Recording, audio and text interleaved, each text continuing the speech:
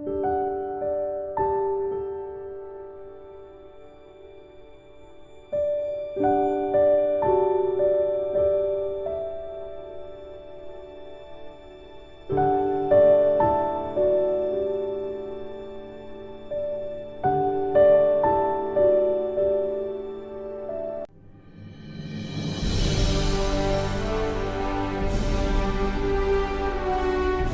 partir de este momento, compartimos la lectura sin comentarios del libro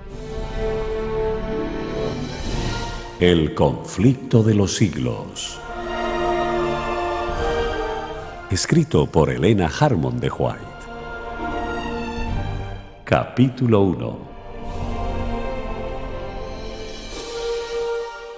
El destino del mundo predicho.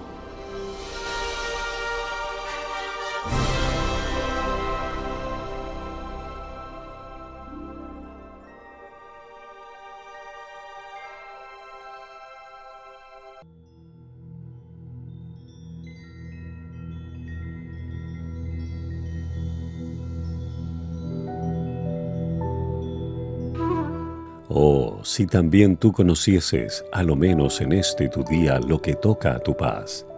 Mas ahora está encubierto de tus ojos, porque vendrán días sobre ti, que tus enemigos te cercarán con baluarte y te pondrán cerco, y de todas partes te pondrán en estrecho y te derribarán a tierra, y a tus hijos dentro de ti. Y no dejarán sobre ti piedra sobre piedra, por cuanto no conociste el tiempo de tu visitación. Lucas 19, 42 al 44. Desde lo alto del monte de los Olivos miraba Jesús a Jerusalén, que ofrecía a sus ojos un cuadro de hermosura y de paz.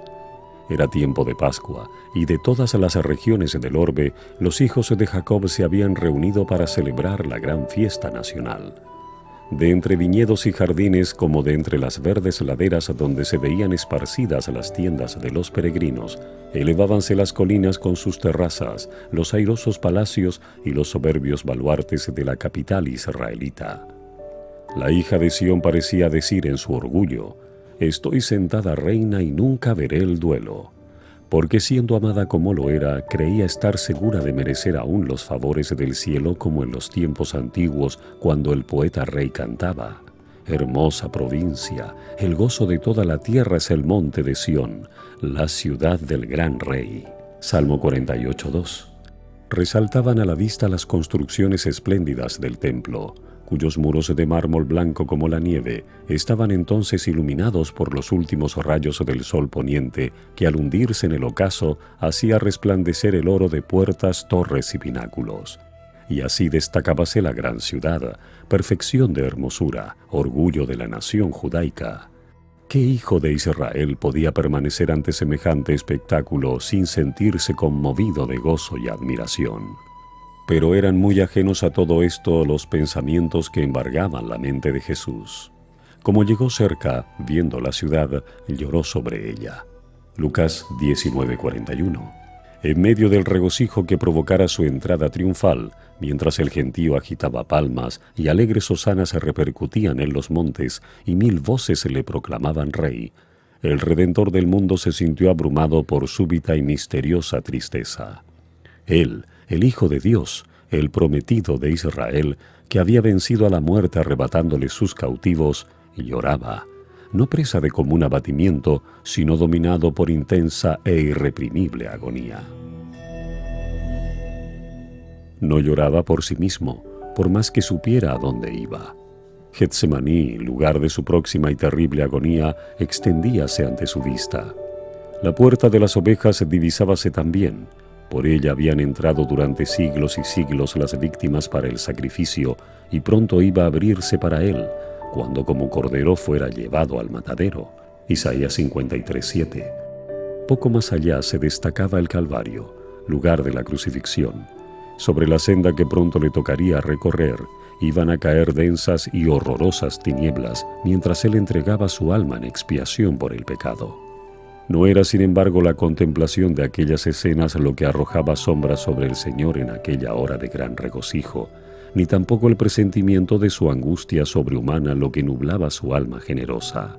Lloraba por el fatal destino de los millares de Jerusalén, por la ceguedad y por la dureza de corazón de aquellos a quienes Él viniera a bendecir y salvar. La historia de más de 1000 años durante los cuales Dios extendiera su favor especial y sus tiernos cuidados en beneficio de su pueblo escogido, desarrollábase ante los ojos de Jesús. Allí estaba el monte Moria, donde el Hijo de la promesa, cual mansa víctima que se entrega sin resistencia, fue atado sobre el altar como emblema del sacrificio del Hijo de Dios. Allí fue donde se le habían confirmado al Padre de los creyentes el pacto de bendición y la gloriosa promesa de un Mesías. Génesis 22:9 y 16 al 18. Allí era donde las llamas del sacrificio al ascender al cielo desde la era de Ornán habían desviado la espada del ángel exterminador. Primera de Crónicas 21, símbolo adecuado del sacrificio de Cristo y de su mediación por los culpables. Jerusalén había sido honrada por Dios sobre toda la tierra. El Señor había elegido a Sión, deseóla por habitación para sí. Salmo 132:13. Allí habían proclamado los santos profetas durante siglos y siglos sus mensajes de amonestación. Allí habían mecido los sacerdotes sus incensarios y había subido hacia Dios el humo del incienso mezclado con las plegarias de los adoradores. Allí había sido ofrecida día tras día la sangre de los corderos sacrificados que anunciaban al Cordero de Dios que había de venir al mundo. Allí había manifestado Jehová su presencia en la nube de gloria sobre el propiciatorio. Allí se había sentado la base de la escalera mística que unía el cielo con la tierra. Génesis 28:12, Juan 1:51, que Jacob viera en sueños y por la cual los ángeles subían y bajaban, mostrando así al mundo el camino que conduce al lugar santísimo. De haberse mantenido Israel como nación fiel al cielo, Jerusalén habría sido para siempre la elegida de Dios. Jeremías 17:21 al 25. Pero la historia de aquel pueblo tan favorecido era un relato de sus apostasías y sus rebeliones. Había resistido la gracia del cielo, abusado de sus prerrogativas y menospreciado sus oportunidades. A pesar de que los hijos de Israel hacían escarnio de los mensajeros de Dios y menospreciaban sus palabras, burlándose de sus profetas, Segunda de Crónicas 36:16, el Señor había seguido manifestándoseles como Jehová fuerte, misericordioso y piadoso, tardo para la ira y grande en benignidad y verdad. Éxodo 34:6. Y por más que le rechazaran una y otra vez, de continuo había seguido instándoles con bondad inalterable.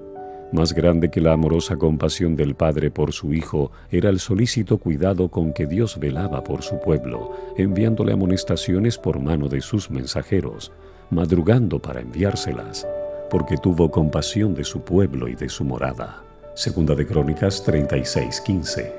Y al fin, habiendo fracasado las amonestaciones, las reprensiones y las súplicas, les envió el mejor don del cielo. Más aún, derramó todo el cielo en ese solo don. El Hijo de Dios fue enviado para exhortar a la ciudad rebelde. Era Cristo quien había sacado a Israel como una vid de Egipto. Salmo 88. Con su propio brazo había arrojado a los gentiles de delante de ella. La había plantado en un recuesto, lugar fértil. La había cercado cuidadosamente y había enviado a sus siervos para que la cultivasen. ¿Qué más se había de hacer a mi viña?, exclamó, que yo no haya hecho en ella. A pesar de estos cuidados y por más que habiendo esperado que llevase uvas valiosas las había dado silvestres, Isaías 5:1 al 4, el Señor compasivo, movido por su anhelo de obtener fruto, vino en persona a su viña para librarla, si fuera posible, de la destrucción. La labró con esmero, la podó y la cuidó. Fue incansable en sus esfuerzos para salvar aquella viña que él mismo había plantado. Durante 3 años, el Señor de la luz y de la gloria estuvo yendo y viniendo entre su pueblo. Anduvo haciendo bienes y sanando a todos los oprimidos del diablo, curando a los de corazón quebrantado, poniendo en libertad a los cautivos, dando vista a los ciegos, haciendo andar a los cojos y oír a los sordos, limpiando a los leprosos, resucitando muertos y predicando el evangelio a los pobres. Hechos 10:38, Lucas 4:18, Mateo 11:5. a todas las clases sociales por igual, dirigía el llamamiento de gracia. Venid a mí, todos los que estáis trabajados y cargados, que yo os haré descansar. Mateo 11:28. A pesar de recibir por recompensa el mal por el bien y el odio a cambio de su amor, Salmo 109:5, prosiguió con firmeza su misión de paz y misericordia. Jamás fue rechazado ninguno de los que se acercaron a él en busca de su gracia. Errante y sin hogar, sufriendo cada día oprobio y penurias, solo vivió para ayudar a los pobres, aliviar a los agobiados y persuadirlos a todos a que aceptasen el don de vida. Los efluvios de la misericordia divina eran rechazados por aquellos corazones endurecidos y reacios, pero volvían sobre ellos con más vigor, impulsados por la augusta compasión y por la fuerza del amor que sobrepuja a todo entendimiento. Israel, empero, se alejó de él, apartándose así de su mejor amigo y de su único auxiliador. Su amor fue despreciado, rechazados sus dulces consejos y ridiculizadas sus cariñosas amonestaciones. La hora de esperanza y de perdón transcurrió rápidamente. La copa de la ira de Dios, por tanto tiempo contenida, estaba casi llena. La nube que había ido formándose a través de los tiempos de apostasía y rebelión veíase ya negra, cargada de maldiciones, próxima a estallar sobre un pueblo culpable, y el único que podía librarle de su suerte fatal inminente había sido menospreciado, escarnecido y rechazado, y en breve lo iban a crucificar. Cuando el Cristo estuviera clavado en la cruz del Calvario, ya habría transcurrido para Israel su día como nación favorecida y saciada de las bendiciones de Dios. La pérdida de una sola alma se considera como una calamidad infinitamente más grande que la de todas las ganancias y todos los tesoros de un mundo. Pero mientras Jesús fijaba su mirada en Jerusalén, veía la ruina de toda una ciudad, de todo un pueblo, de aquella ciudad y de aquel pueblo que habían sido elegidos de Dios, su especial tesoro. Los profetas habían llorado la apostasía de Israel y lamentado las terribles desolaciones con que fueron castigadas sus culpas. Jeremías deseaba que sus ojos se volvieran manantiales de lágrimas para llorar día y noche por los muertos de la hija de su pueblo y por el rebaño del Señor que fue llevado cautivo. Jeremías 9:1 y 13:17. ¿Cuál no sería entonces la angustia de aquel cuya mirada profética abarcaba no unos pocos años, sino muchos siglos? Veía al ángel exterminador blandir su espada sobre la ciudad que por tanto tiempo fuera morada de Jehová. Desde la cumbre del Monte de los Olivos, en el lugar mismo que más tarde iba a ser ocupado por Tito y sus soldados, miró a través del valle los atrios y pórticos sagrados, y con los ojos nublados por las lágrimas, vio en horroroso anticipo los muros de la ciudad circundados por tropas extranjeras. Oyó el estrépito de las legiones que marchaban en son de guerra, y los tristes lamentos de las madres y de los niños que lloraban por pan en la ciudad sitiada. Vio el templo santo y hermoso, los palacios y las torres devorados por las llamas, dejando en su lugar tan solo un montón de humeantes ruinas. Cruzando los siglos con la mirada, vio al pueblo del pacto disperso en toda la tierra, como náufragos en una playa desierta. En la retribución temporal que estaba por caer sobre sus hijos, vio como el primer trago de la copa de la ira que en el juicio final aquel mismo pueblo deberá apurar hasta las heces. La compasión divina y el sublime amor de Cristo hallaron su expresión en estas lúgubres palabras. Jerusalén, Jerusalén, que matas a los profetas y apedreas a los que son enviados a ti. ¿Cuántas veces quise juntar tus hijos como la gallina junta sus pollos debajo de las alas y no quisiste? Mateo 23:37. Oh, si tú, nación favorecida entre todas, hubieras conocido el tiempo de tu visitación y lo que atañe a tu paz. Yo detuve al ángel de justicia y te llamé al arrepentimiento, pero en vano. No rechazaste tan solo a los siervos, ni despreciaste tan solo a los enviados y profetas, sino al Santo de Israel, tu Redentor. Si eres destruida, tú sola tienes la culpa. No queréis venir a mí para que tengáis vida. Juan 5:40. Cristo vio en Jerusalén un símbolo del mundo endurecido en la incredulidad y rebelión que corría presuroso a recibir el pago de la justicia de Dios. Los lamentos de una raza caída oprimían el alma del Señor y le hicieron prorrumpir en esas expresiones de dolor. Vio además las profundas huellas del pecado marcadas por la miseria humana con lágrimas y sangre. Su tierno corazón se conmovió de compasión infinita por las víctimas de los padecimientos y aflicciones de la tierra. Anheló salvarlos a todos. Pero ni aun su mano podía desviar la corriente del dolor humano que del pecado dimana. Pocos buscarían la única fuente de salud.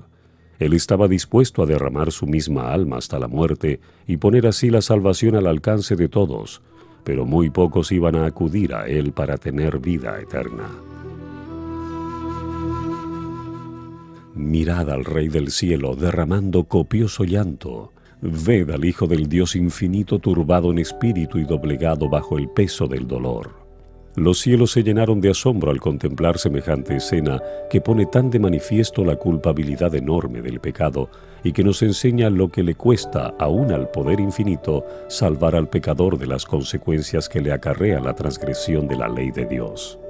Dirigiendo Jesús sus miradas hasta la última generación, vio al mundo envuelto en un engaño semejante al que causó la destrucción de Jerusalén.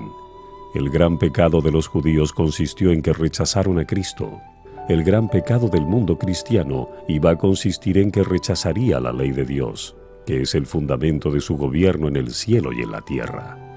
Los preceptos del Señor iban a ser menospreciados y anulados. Millones de almas sujetas al pecado, esclavas de Satanás, condenadas a sufrir la segunda muerte, se negarían a escuchar las palabras de verdad en el día de su visitación. Terrible ceguedad, extraña infatuación. 2 días antes de la Pascua, cuando Cristo se había despedido ya del templo por última vez, después de haber denunciado públicamente la hipocresía de los príncipes de Israel, volvió al Monte de los Olivos, acompañado de sus discípulos, y se sentó entre ellos en una ladera cubierta de blando césped, dominando con la vista la ciudad. Una vez más contempló sus muros, torres y palacios. Una vez más miró el templo que en su deslumbrante esplendor parecía una diadema de hermosura que coronara al sagrado monte. 1000 años antes el salmista había magnificado la bondad de Dios hacia Israel porque había escogido aquel templo como su morada. En Salem está su tabernáculo y su habitación en Sión. Escogió la tribu de Judá, el monte de Sión, al cual amó, y edificó su santuario a manera de eminencia. Salmos 76, 2 y 78, 68 y 69. El primer templo había sido erigido durante la época de mayor prosperidad en la historia de Israel. Vastos almacenes fueron construidos para contener los tesoros que con dicho propósito acumulara el rey David, y los planos para la edificación del templo fueron hechos por inspiración divina. Primera de Crónicas 28, 12 y 19. Salomón, el más sabio de los monarcas de Israel, completó la obra. Este templo resultó ser el edificio más soberbio que este mundo haya visto. No obstante, el Señor declaró por boca del profeta Ageo, refiriéndose al segundo templo: «Mayor será la gloria postrera de esta casa que la gloria anterior. Sacudiré todas las naciones y vendrá el deseado de todas las naciones, y llenaré esta casa de gloria, dice Jehová de los ejércitos». Ageo 2, 9 y 7. Después de su destrucción por Nabucodonosor, el templo fue reconstruido unos 5 siglos antes del nacimiento de Cristo por un pueblo que tras largo cautiverio había vuelto a su país asolado y casi desierto. Había entonces en Israel algunos hombres muy ancianos que habían visto la gloria del templo de Salomón y que lloraban al ver el templo nuevo que parecía tan inferior al anterior. El sentimiento que dominaba entre el pueblo nos es fielmente descrito por el profeta cuando dice: «¿Quién ha quedado entre vosotros que haya visto esta casa en su primera gloria y cuál ahora la veis? ¿No es ella como nada delante de vuestros ojos?» Ageo 2.3, Esdras 3.12. Entonces fue dada la promesa de que la gloria del segundo templo sería mayor que la del primero. Pero el segundo templo no igualó al primero en magnificencia ni fue santificado por las señales visibles de la presencia divina con que lo fuera el templo de Salomón, ni hubo tampoco manifestaciones de poder sobrenatural que dieran realce a su dedicación. Ninguna nube de gloria cubrió al santuario que acababa de ser erigido. No hubo fuego que descendiera del cielo para consumir el sacrificio sobre el altar. La manifestación divina no se encontraba ya entre los querubines en el lugar santísimo. Ya no estaban allí el arca del testimonio, ni el propiciatorio, ni las tablas de la ley. Ninguna voz del cielo se dejaba oír para revelar la voluntad del Señor al sacerdote que preguntaba por ella. Durante varios siglos los judíos se habían esforzado para probar cómo y dónde se había cumplido la promesa que Dios había dado por Ageo. Pero el orgullo y la incredulidad habían cegado su mente de tal modo que no comprendían el verdadero significado de las palabras del profeta. Al segundo templo no le fue conferido el honor de ser cubierto con la nube de la gloria de Jehová, pero sí fue honrado con la presencia de uno en quien habitaba corporalmente la plenitud de la divinidad, de uno que era Dios mismo manifestado en carne. Cuando el Nazareno enseñó y realizó curaciones en los atrios sagrados, se cumplió la profecía gloriosa. Él era el deseado de todas las naciones que entraba en su templo. Por la presencia de Cristo y solo por ella, la gloria del segundo templo superó la del primero. Pero Israel tuvo en poco al anunciado don del cielo, y con el humilde maestro que salió aquel día por la puerta de oro, la gloria había abandonado el templo para siempre. Así se cumplieron las palabras del Señor que dijo: «He aquí vuestra casa os es dejada desierta». Mateo 23:38. Los discípulos se habían llenado de asombro y hasta de temor al oír las predicciones de Cristo respecto de la destrucción del templo, y deseaban entender de un modo más completo el significado de sus palabras. Durante más de 40 años se habían prodigado riquezas, trabajo y arte arquitectónico para enaltecer los esplendores y la grandeza de aquel templo. Herodes el Grande y hasta el mismo emperador del mundo contribuyeron con los tesoros de los judíos y con las riquezas romanas a engrandecer la magnificencia del hermoso edificio. Con este objeto habíanse importado de Roma enormes bloques de preciado mármol de tamaño casi fabuloso, a los cuales los discípulos llamaron la atención del maestro diciéndole: «Mira, qué piedras y qué edificios». Marcos 13:1. Pero Jesús contestó con estas solemnes y sorprendentes palabras: «De cierto os digo que no será dejada aquí piedra sobre piedra que no sea destruida». Mateo 24:2. Los discípulos creyeron que la destrucción de Jerusalén coincidiría con los sucesos de la venida personal de Cristo, revestido de gloria temporal, para ocupar el trono de un imperio universal, para castigar a los judíos impenitentes y libertar a la nación del yugo romano. Cristo les había anunciado que volvería, y por eso al oírle predecir los juicios que amenazaban a Jerusalén, se figuraron que ambas cosas sucederían al mismo tiempo, y al reunirse en derredor del Señor en el Monte de los Olivos, le preguntaron: «¿Cuándo serán estas cosas, y qué señal habrá de tu venida y del fin del mundo?» Mateo 24:3. Lo porvenir les era misericordiosamente velado a los discípulos. De haber visto con toda claridad esos dos terribles acontecimientos futuros, los sufrimientos del Redentor y su muerte, y la destrucción del templo y de la ciudad, los discípulos hubieran sido abrumados por el miedo y el dolor. Cristo les dio un bosquejo de los sucesos culminantes que habrían de desarrollarse antes de la consumación de los tiempos. Sus palabras no fueron entendidas plenamente entonces, pero su significado iba a aclararse a medida que su pueblo necesitase la instrucción contenida en esas palabras. La profecía del Señor entrañaba un doble significado. Al par que anunciaba la ruina de Jerusalén, presagiaba también los horrores del gran día final.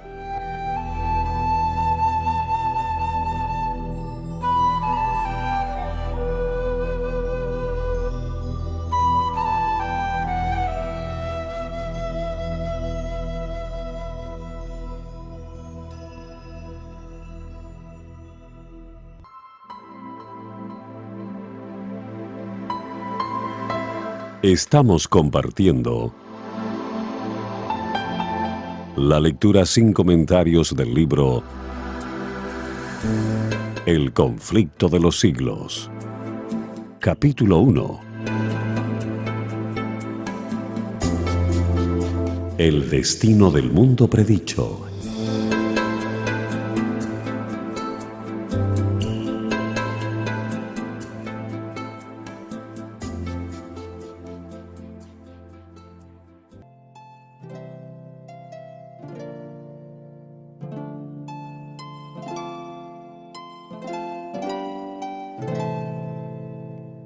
Jesús declaró a los discípulos los castigos que iban a caer sobre el apóstata Israel, y especialmente los que debería sufrir por haber rechazado y crucificado al Mesías.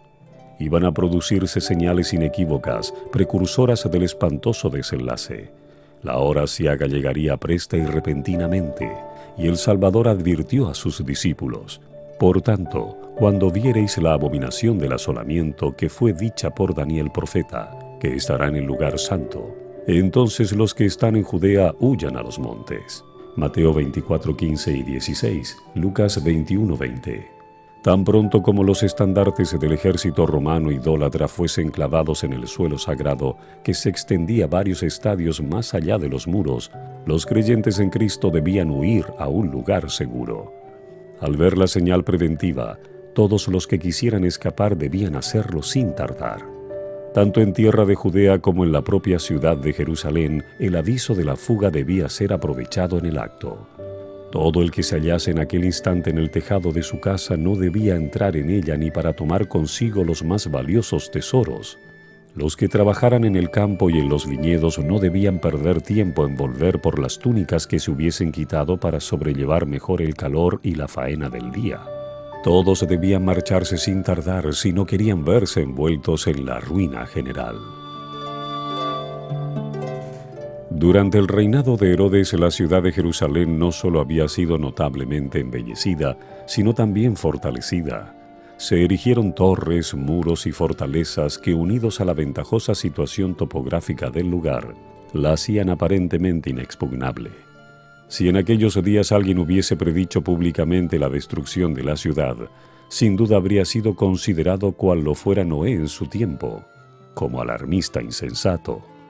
Pero Cristo había dicho: el cielo y la tierra pasarán, mas mis palabras no pasarán. Mateo 24:35.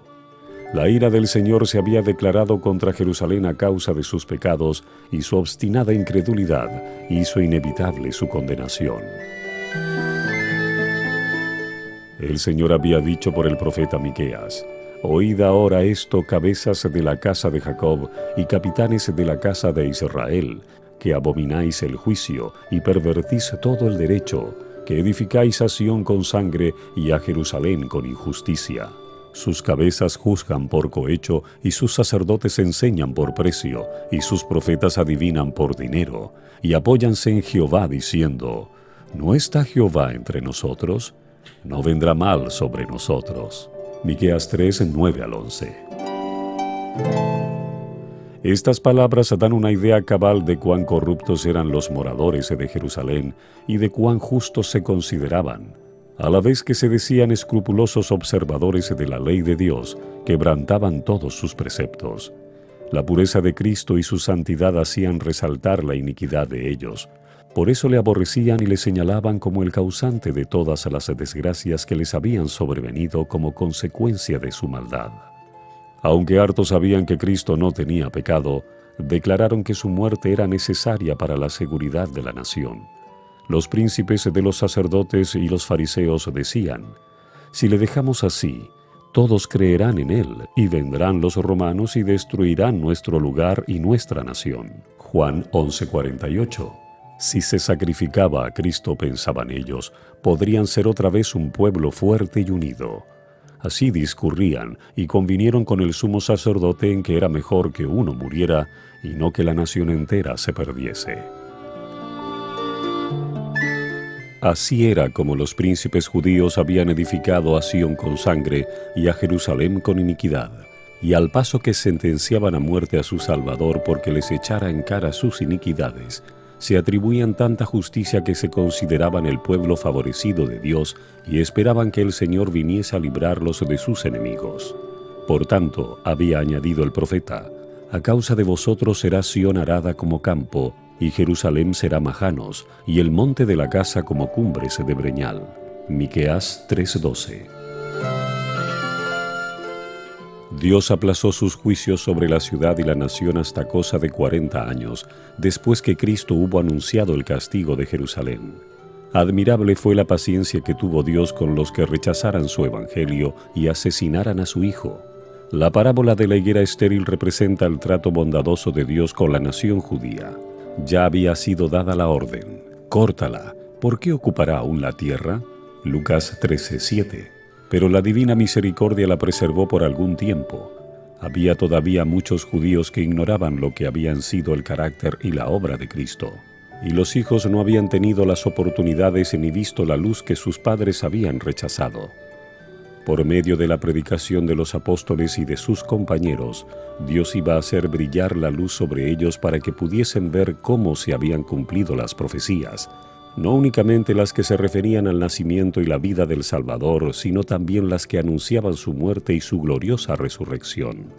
Los hijos no fueron condenados por los pecados de sus padres, pero cuando, conociendo ya plenamente la luz que fuera dada a sus padres, rechazaron la luz adicional que a ellos mismos se les fuera concedida, entonces se hicieron cómplices de las culpas de los padres y colmaron la medida de su iniquidad. La longanimidad de Dios hacia Jerusalén no hizo sino confirmar a los judíos en su terca impenitencia. Por el odio y la crueldad que manifestaron hacia los discípulos de Jesús, rechazaron el último ofrecimiento de misericordia. Dios les retiró entonces su protección y dio rienda suelta a Satanás y a sus ángeles, y la nación cayó bajo el dominio del caudillo que ella misma se había elegido. Sus hijos menospreciaron la gracia de Cristo, que los habría capacitado para subyugar sus malos impulsos, y éstos los vencieron. Satanás despertó las más fieras y degradadas pasiones de sus almas. Los hombres ya no razonaban, completamente dominados por sus impulsos y su ira ciega. En su crueldad se volvieron satánicos, tanto en la familia como en la nación, en las clases bajas como en las clases superiores del pueblo. No reinaban más que la sospecha, la envidia, el odio, el altercado, la rebelión y el asesinato. No había seguridad en ninguna parte. Los amigos y parientes se hacían traición unos a otros. Los padres mataban a los hijos y éstos a sus padres.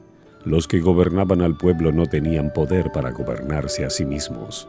Las pasiones más desordenadas los convertían en tiranos.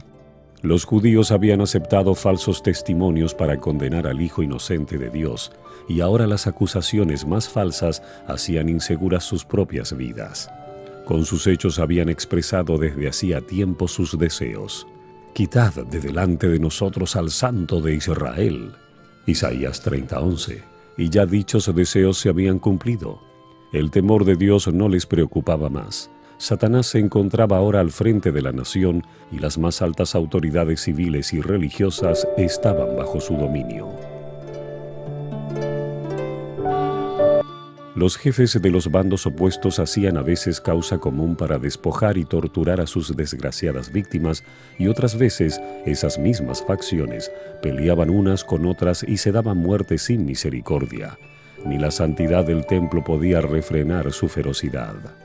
Los fieles eran derribados al pie de los altares y el santuario era mancillado por los cadáveres de aquellas carnicerías.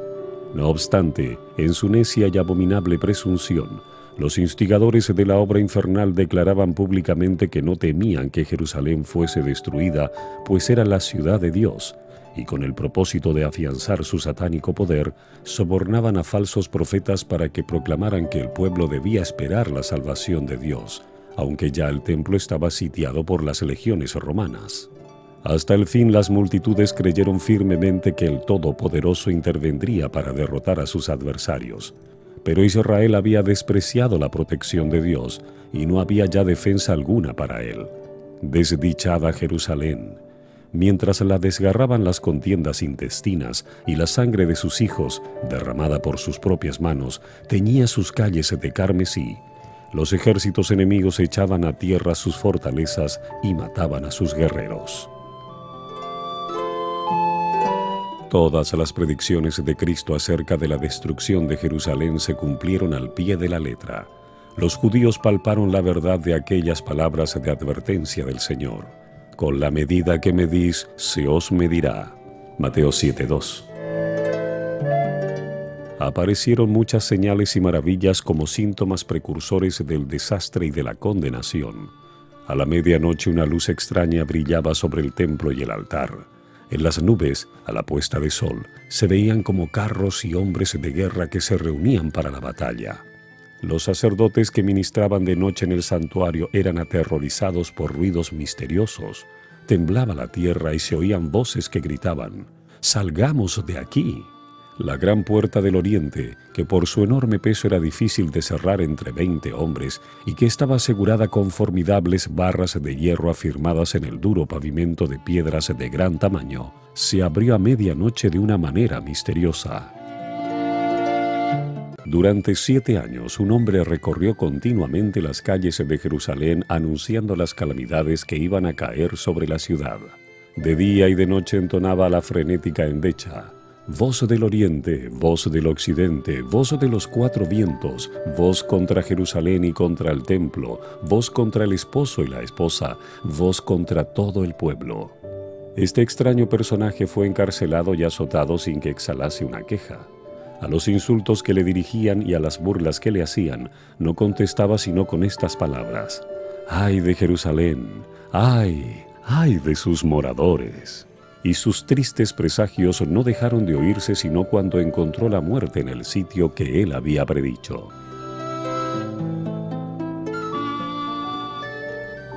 Ni un solo cristiano pereció en la destrucción de Jerusalén. Cristo había prevenido a sus discípulos y todos los que creyeron sus palabras esperaron atentamente las señales prometidas. «Cuando viereis a Jerusalén cercada de ejércitos», había dicho Jesús, «sabed entonces que su destrucción ha llegado. Entonces los que estuvieren en Judea huyan a los montes, y los que en medio de ella váyanse». Lucas 21, 20 y 21. Después que los soldados romanos al mando del general Cestio Galo hubieron rodeado la ciudad, abandonaron de pronto el sitio de una manera inesperada, y eso cuando todo parecía favorecer un asalto inmediato. Perdida ya la esperanza de poder resistir el ataque, los sitiados estaban a punto de rendirse cuando el general romano retiró sus fuerzas sin motivo aparente para ello. Empero la previsora misericordia de Dios había dispuesto los acontecimientos para bien de los suyos. Ya estaba dada la señal a los cristianos que aguardaban el cumplimiento de las palabras de Jesús, y en aquel momento se les ofrecía una oportunidad que debían aprovechar para huir, conforme a las indicaciones dadas por el Maestro. Los sucesos se desarrollaron de modo tal que ni los judíos ni los romanos hubieran podido evitar la huida de los creyentes.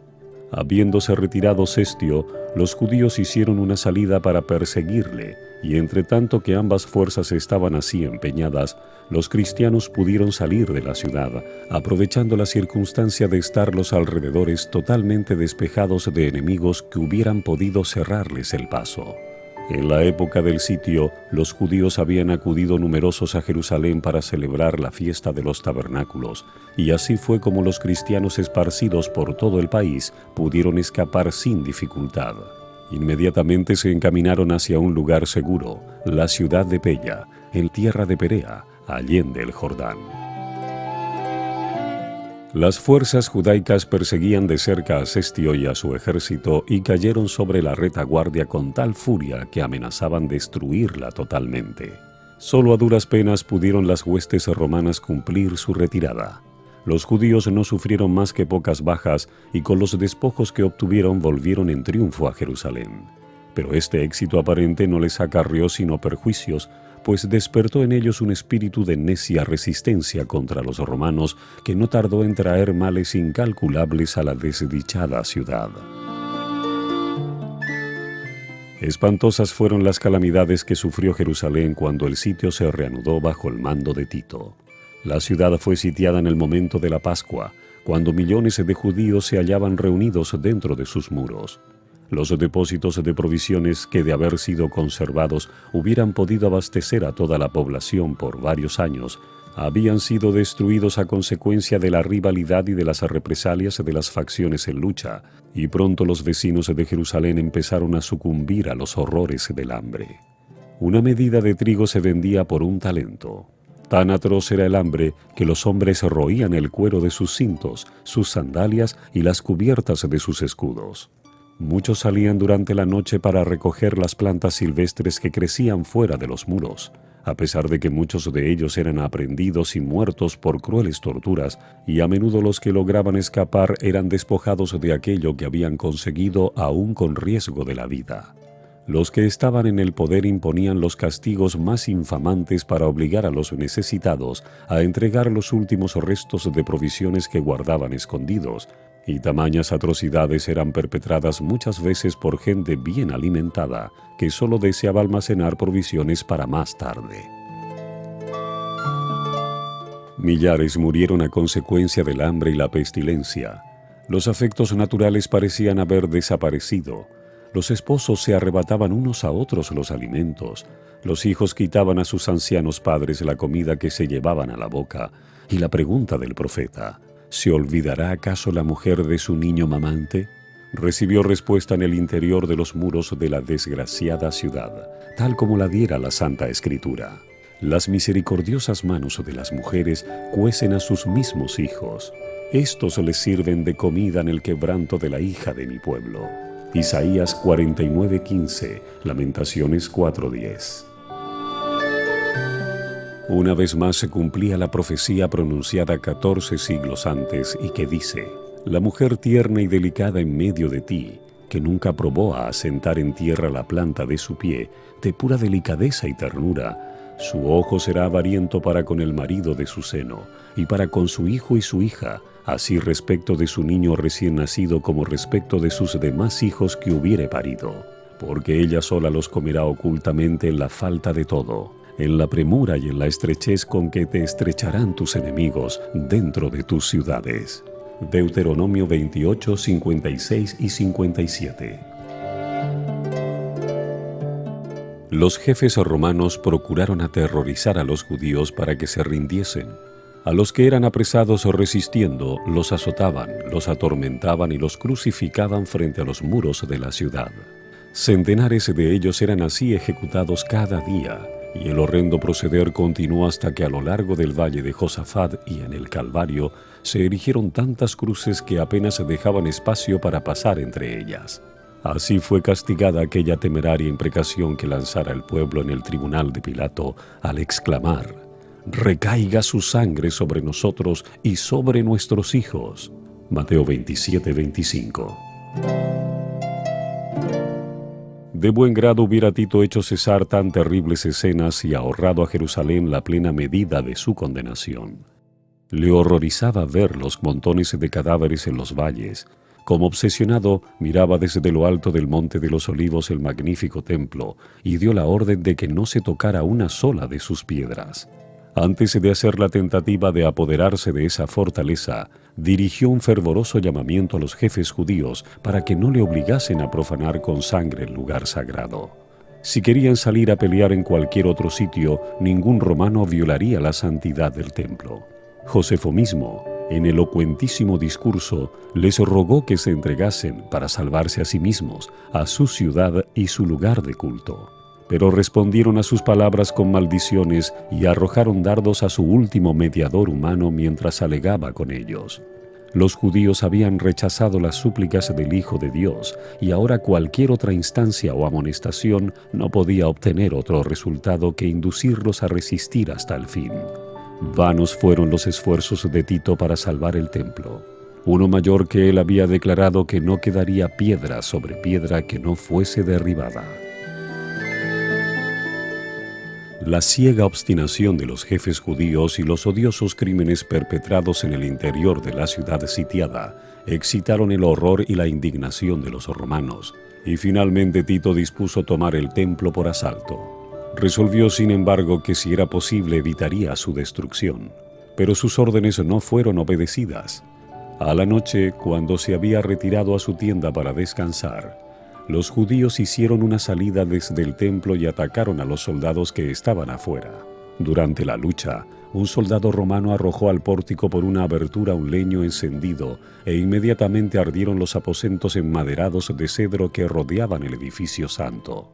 Tito acudió apresuradamente, seguido por sus generales y legionarios, y ordenó a los soldados que apagasen las llamas. Sus palabras no fueron escuchadas. Furiosos, los soldados arrojaban teas encendidas en las cámaras contiguas al templo y con sus espadas degollaron a gran número de los que habían buscado refugio allí. La sangre corría como agua por las gradas del templo. Miles y miles de judíos perecieron. Por sobre el ruido de la batalla, se oían voces que gritaban, Ishabod, la gloria se alejó. Tito vio que era imposible contener el furor de los soldados enardecidos por la lucha, y con sus oficiales se puso a contemplar el interior del sagrado edificio. Su esplendor los dejó maravillados, y como él notase que el fuego no había llegado aún al lugar santo, hizo un postrer esfuerzo para salvarlos saliendo precipitadamente y exhortando con energía a los soldados para que se empeñasen en contener la propagación del incendio. El centurión Liberalis hizo cuanto pudo con su insignia de mando para conseguir la obediencia de los soldados, pero ni siquiera el respeto al emperador bastaba ya para apaciguar la furia de la soldadesca contra los judíos y su ansia insaciable de saqueo. Todo lo que los soldados veían en torno suyo estaba revestido de oro y resplandecía a la luz siniestra de las llamas, lo cual les inducía a suponer que habría en el santuario tesoros de incalculable valor. Un soldado romano, sin ser visto, arrojó una tea encendida entre los goznes de la puerta y en breves instantes todo el edificio era presa de las llamas. Los oficiales se vieron obligados a retroceder ante el fuego y el humo que los cegaba, y el noble edificio quedó entregado a su fatal destino.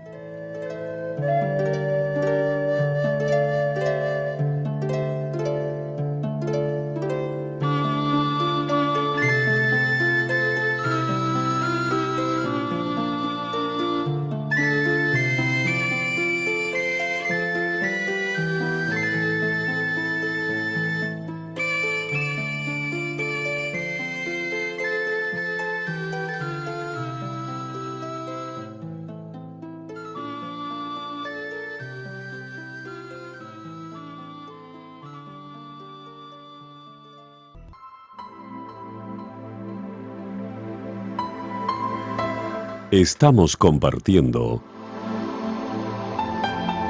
la lectura sin comentarios del libro El conflicto de los siglos. Capítulo 1.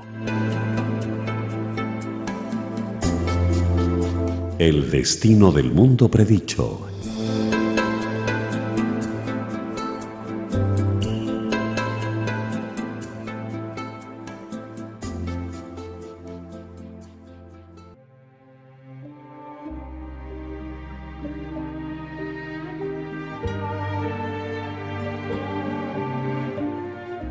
Aquel espectáculo llenaba de espanto a los romanos. ¿Qué sería para los judíos? Toda la cumbre del monte que dominaba la ciudad despedía fulgores como el cráter de un volcán en plena actividad. Los edificios iban cayendo a tierra uno tras otro en medio de un estrépito tremendo y desaparecían en el abismo ardiente. Las techumbres de cedro eran como sábanas de fuego, los dorados capiteles de las columnas relucían como espigas de luz rojiza, y los torreones inflamados despedían espesas columnas de humo y lenguas de fuego. Las colinas vecinas estaban iluminadas y dejaban ver grupos de gentes que se agolpaban por todas partes, siguiendo con la vista, en medio de horrible inquietud, el avance de la obra destructora. Los muros y las alturas de la ciudad estaban llenos de curiosos que ansiosos contemplaban la escena, algunos con rostros pálidos por hallarse presa de la más atroz desesperación, otros encendidos por la ira al ver su impotencia para vengarse.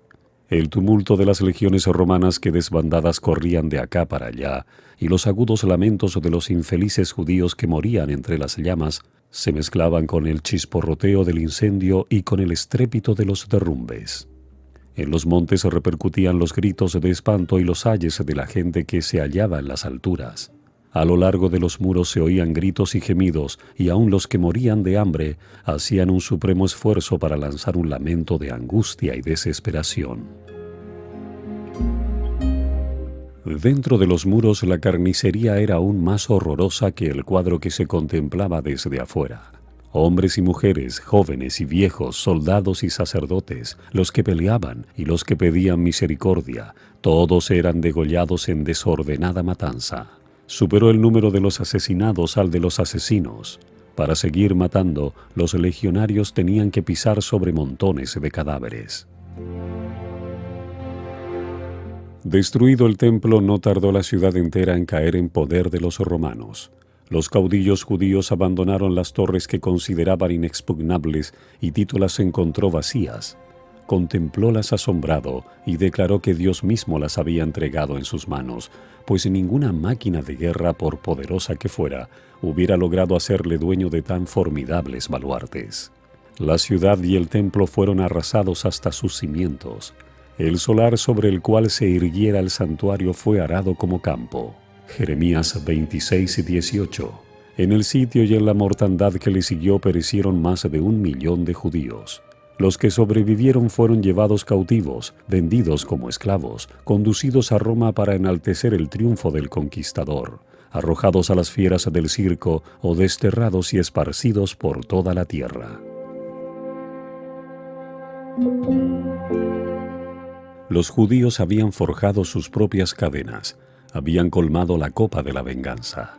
En la destrucción absoluta de que fueron víctimas como nación y en todas las desgracias que les persiguieron en la dispersión, no hacían sino cosechar lo que habían sembrado con sus propias manos. Dice el profeta: «Es tu destrucción, oh Israel, el que estés contra mí, porque has caído por tu iniquidad». Oseas 13:9 y 14:1. Los padecimientos de los judíos son muchas veces representados como castigo que cayó sobre ellos por decreto del Altísimo. Así es como el gran engañador procura ocultar su propia obra. Por la tenacidad con que rechazaron el amor y la misericordia de Dios, los judíos le hicieron retirar su protección y Satanás pudo regirlos como quiso. Las horrorosas crueldades perpetradas durante la destrucción de Jerusalén demuestran el poder con que se ensaña Satanás sobre aquellos que ceden a su influencia.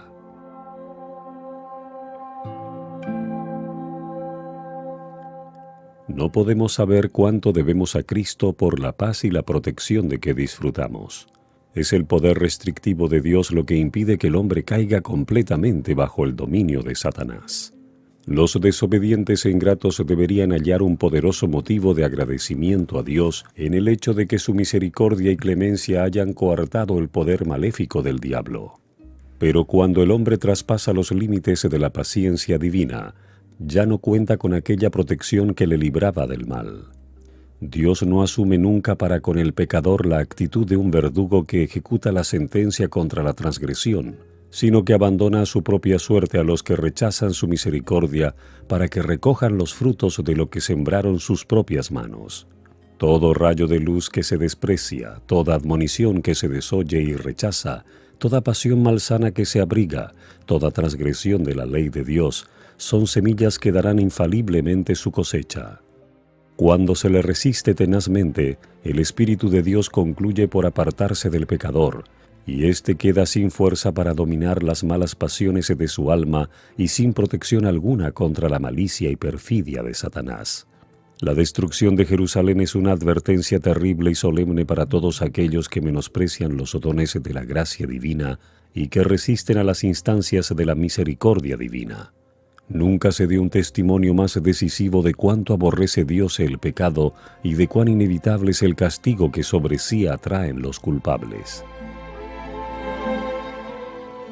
La profecía del Salvador referente al juicio que iba a caer sobre Jerusalén va a tener otro cumplimiento, y la terrible desolación del primero no fue más que un pálido reflejo de lo que será el segundo. En lo que acaeció a la ciudad escogida, podemos ver anunciada la condenación de un mundo que rechazó la misericordia de Dios y pisoteó su ley. Lóbregos son los anales de la humana miseria que ha conocido la tierra a través de siglos de crímenes. Al contemplarlos, el corazón desfallece y la mente se abruma de estupor. Horrendas han sido las consecuencias de haber rechazado la autoridad del cielo, pero una escena aún más sombría nos anuncian las revelaciones de lo porvenir. La historia de lo pasado, la interminable serie de alborotos, conflictos y contiendas, toda la armadura del guerrero en el tumulto de batalla y los vestidos revolcados en sangre, Isaías 9:5, ¿qué son y qué valen en comparación con los horrores de aquel día, cuando el Espíritu de Dios se aparte del todo de los impíos y los deje abandonados a sus fieras pasiones y a merced de la hazaña satánica? Entonces el mundo verá como nunca los vio, los resultados del gobierno de Satanás. Pero en aquel día, así como sucedió en tiempo de la destrucción de Jerusalén, el pueblo de Dios será librado, porque serán salvos todos aquellos cuyo nombre esté inscrito para la vida. Isaías 4:3. Nuestro Señor Jesucristo anunció que vendrá la segunda vez para llevarse a los suyos. Entonces se mostrará la señal del Hijo del Hombre en el cielo, y entonces lamentarán todas las tribus de la tierra, y verán al Hijo del Hombre que vendrá sobre las nubes del cielo con grande poder y gloria. Y enviará sus ángeles con gran voz de trompeta, y juntarán sus escogidos de los cuatro vientos, de un cabo del cielo hasta el otro. Mateo 24:30 y 31. Entonces los que no obedezcan al Evangelio serán muertos con el aliento de su boca y destruidos con el resplandor de su venida. Segunda de Tesalonicenses 2:8. Así como le sucedió antiguamente a Israel, los malvados se destruirán a sí mismos y perecerán víctimas de su iniquidad. Debido a su vida pecaminosa, los hombres se han apartado tanto del Señor y tanto ha degenerado su naturaleza con el mal, que la manifestación de la gloria del Señor es para ellos un fuego consumidor. Deben guardarse los hombres de no menospreciar el aviso de Cristo respecto a su segunda venida, porque como anunció a los discípulos la destrucción de Jerusalén y les dio una señal para cuando se acercara la ruina, así también previno al mundo del día de la destrucción final y nos dio señales de la proximidad de ésta para que todos los que quieran puedan huir de la ira que vendrá.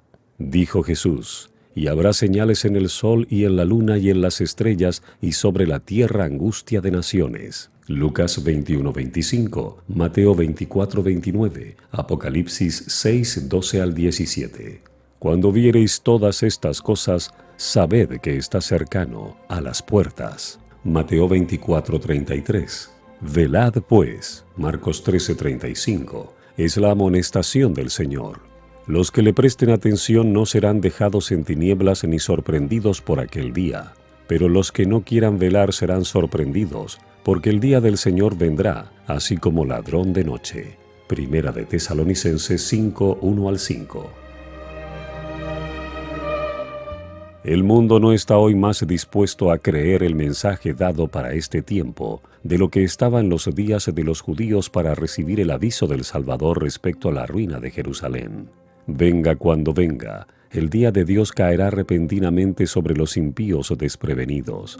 El día menos pensado, en medio del curso rutinario de la vida, absortos los hombres en los placeres de la vida, en los negocios, en la caza al dinero, cuando los guías religiosos ensalcen el progreso y la ilustración del mundo, y los moradores de la tierra se dejen arrullar por una falsa seguridad. Entonces, como ladrón que a medianoche penetra en una morada sin custodia, así caerá la inesperada destrucción sobre los desprevenidos y no escaparán.